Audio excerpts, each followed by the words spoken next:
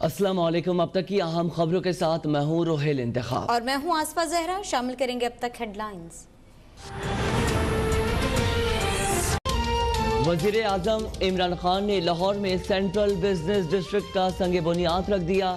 वजीर आजम कहते हैं 10 साल तक बेदरे कर्जे लिए गए, विरासत में मिले मसाइल से महंगाई में इजाफा हुआ, इंपोर्ट एक्सपोर्ट में कमी की वजह से कर्जे लेने पड़े, मुल्क को माशी मसाइल से निकालने के लिए गैर रिवायती मंसूबे शुरू करना हूँ। इस मंसूबे से कल कुल 6000 अरब आमदन मुतवक्किल है। इलाका इकनॉमिक हब बनेगा। वजीर आजम ने खुद को पाकिस्तान का सबसे बड़ा माहौल दोस्त करार दे दिया। वजीर आला पंजाब बोले ग्रीन सेंट्रल बिजनेस डिस्ट्रिक्ट के पहले फेज में 1300 अरब रुपए के कारोबारी सरगर्मियां होंगी। मंसूबा गेम चेंजर साबित होगा। आज कतर से LNG का नया मुआहदा हो गया। वजीर आजम इमरान खान का लाहौर में तकरीब से खिताब में ऐलान। वजीर आजम का कहना था, हम पिछले 1 साल से कतर के साथ LNG मुआहदे की कोशिश में थे। ओगरा ने यकम मार्च से पेट्रोलियम मसनूआत की कीमतों में इजाफे की समरी पेट्रोलियम डिवीजन को दी।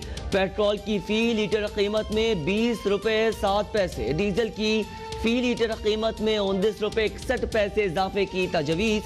कीमतों में रद्द-बदल का हतमी फैसला वजारत खजाना वजीर आजम की मुशावरत से करेगी।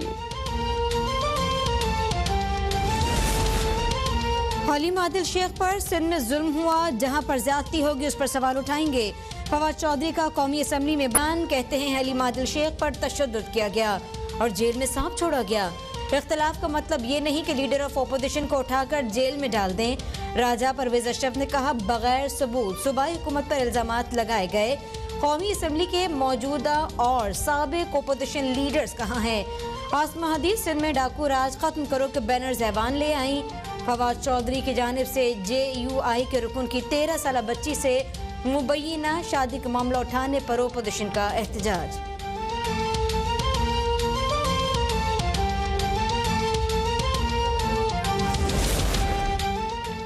सिंध असम्बली का इजलास अपोजिशन और हुकूमती अराकीन में नोक झोंक, नौबत हाथापाई तक पहुंच गई।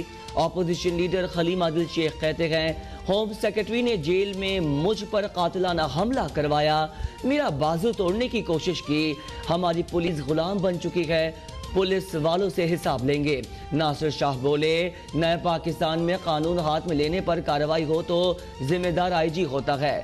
हलीम आदिल शेख के जिस हाथ पर प्लास्टर है उसे वो ज्यादा हिलाते हैं। वजीर आजम इमरान खान तहकीकात के लिए कमेटी बनाए। कराची में 19 स्कीम्स मुकम्मल होने वाली हैं, 23 स्कीम्स आने वाली है। इलेक्शन कमीशन ने सेनेट इंतखाबात के लिए ज़ाब्ता अखलाक जारी कर दिया। सियासी जमातें, उम्मीदवार, वोटर्स और इलेक्शन एजेंट्स किसी मखसूस राय की तशहीर नहीं करेंगे। सियासी जमातें, उम्मीदवार, पोलिंग एजेंट्स और वोटर्स किसी गैर कानूनी सरगर्मी और करप्शन में मुलव्वस नहीं होंगे। सदर मुमलिकत और तमाम सूबों के गवर्नर किसी इंतखाबी मुहिम का हिस्सा भी नहीं बनेंगे। वोटर्स पोलिंग स्टेशन में मोबाइल फोन या कोई ऐसा आला नहीं लेकर जाएंगे जिससे वोट की तस्वीर बन सके।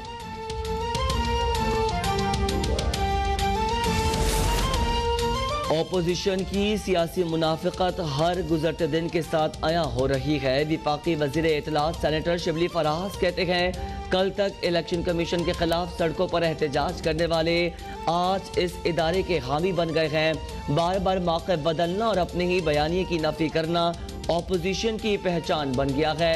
इलेक्शन जीते तो शफाफ और मुनसिफाना, हार गए तो धांधली का वावेला साबित हुआ। इमरान खान के दौर में इलेक्शन कमीशन आजाद, खुद मुख्तार और फहाल है।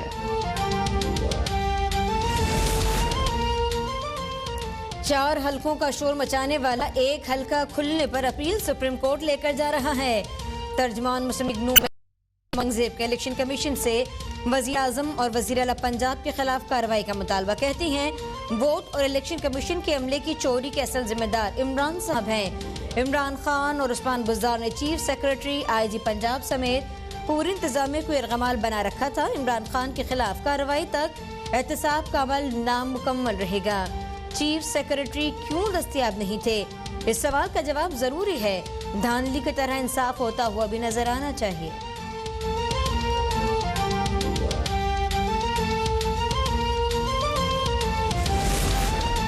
वज़ीर आला उस्मान बुज़दार की पंजाब से बिला मुकाबला मुंतखब होने पर PTI और काफ लीग के सेनेट उम्मीदवारों को मुबारकबाद। कहते हैं सेनेटर्स का बिला मुकाबला मुंतखब होना हमारी कामयाब हिकमत अमली का मुंह बोलता सबूत है।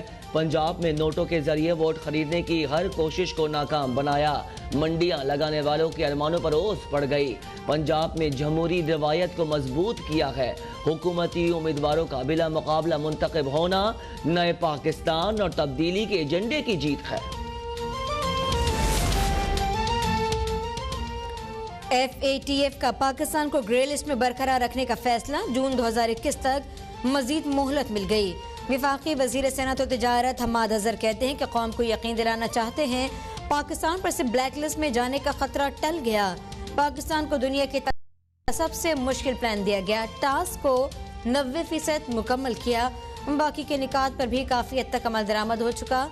हुकूमत मिली तो टास्क था मुल्क को ब्लैक लिस्ट से बचाना है। हमारे इक़दाम के बायस पाकिस्तान को ब्लैक लिस्ट में नहीं डाला जा सकता। भारत खुद इस फोरम पर नाकाम हुआ।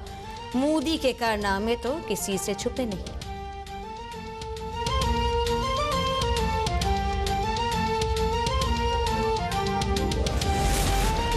वजीर खारजा शाह महमूद कुरैशी कहते हैं अल्लाह के फजल से भारत पाकिस्तान को ब्लैक लिस्ट में शामिल करवाने में नाकाम रहा।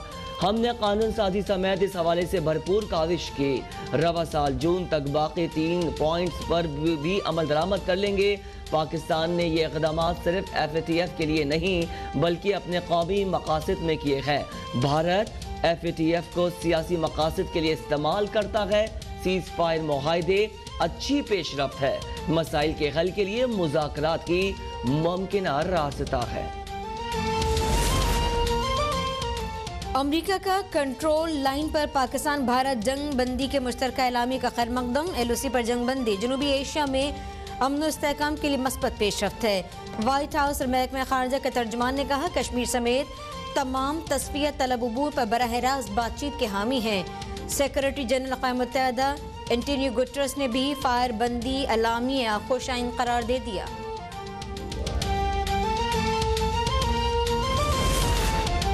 मुल्क में कोरोना से मजीद 32 अफराद जाँ बहक। 1541 नए मरीजों का इजाफा। एक्टिव केसेस 22,285 हो गए। मजमूई अमवात 12,804 और केसेस 5,77,482 हो गए। वजीर आजम इमरान खान की जानिब से श्रीलंका में कोरोना से जाँ बहक अफराद की तदफीन की इजाज़त देने पर श्रीलंकन हुकूमत से इजहार तशक्कुर। महकमा सकाफत और सयाहत मेगा करप्शन स्कैंडल। करप्शन में मुलव्वस रोशन कनासरो, मंजूर कनासरो और दीगर अफसरान को ओहदे से न हटाने और ब्यूरो चीफ अब तक को कत्ल की धमकियां देने का मामला। सिंध हुकूमत ने रोशन कनासरो, मंजूर कनासरो और दीगर से मुतालिक रिपोर्ट सिंध हाई कोर्ट में पेश कर दी। सिंध हाई कोर्ट ने सिंध हुकूमत की रिपोर्ट मुस्तरद कर दी। एक फरीक के ओहदों और इंक्वायरीज में मुलव्वस होने से मुतालिक रिपोर्ट तलब।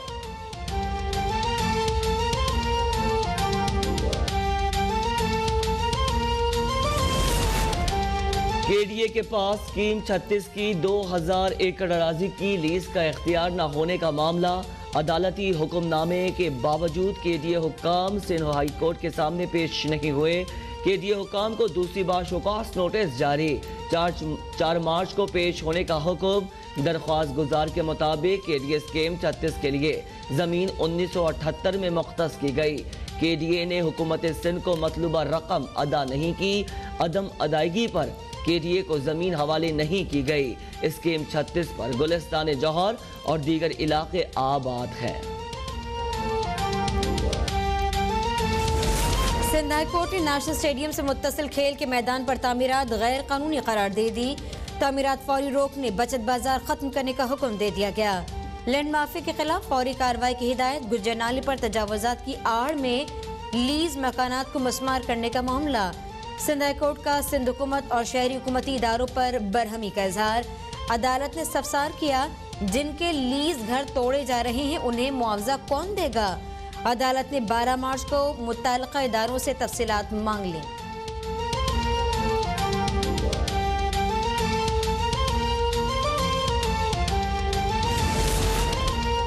सुप्रीम कोर्ट के अहकामात पर औरंगी नाला पर कायम 100 फुट तजावुजात के खिलाफ ऑपरेशन शुरू।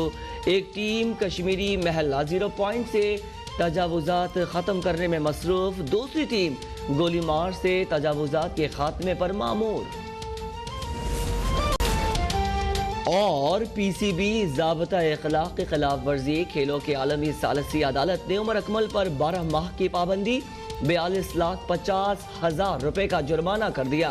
उमर अकमल के 2 मोबाइल फोन वापस करने की दरख्वास्त भी मुस्तरद।